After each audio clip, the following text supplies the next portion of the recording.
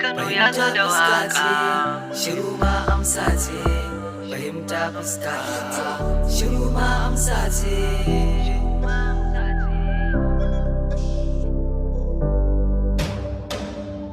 Fahimta fuska, Allah shine alkali, ku ganta ku barta, ta zarce wasu ɗan kwali.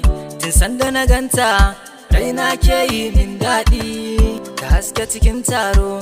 Tun daga nan na kira ta da Maryama, ta tafi da tunanina, ta dora ni a soyayya. Yan uwa da abokaina, sai ku taho miyo murna, zuciya ta bakuna, na samo mai alkunya. Sai ku sara min dan nima a cikin so na girma. Wai wasu da sun ce ba zan samu masoyiya ba, ni ko na ce musu a'a, zuciya ta bata sare ba. Inde da karfi na da raina ba zan gajiya ba, dama kalar ki nake buri, to yanzu na sama. Maryam Zinaru, sanne da fama ya kika je gida, karki ji komai dan a gari an ce mini mai halin kuda.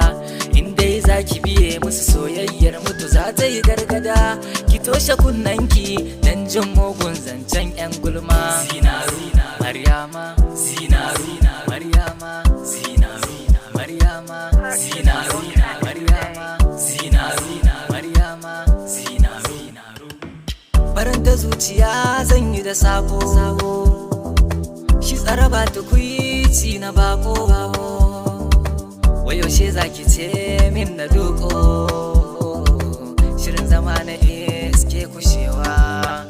Nisan bani da kowa tamkarke, shine na ce ya za a yi na bar kiki kuka, ko zan mace 1 2 3 na ƙara faɗa.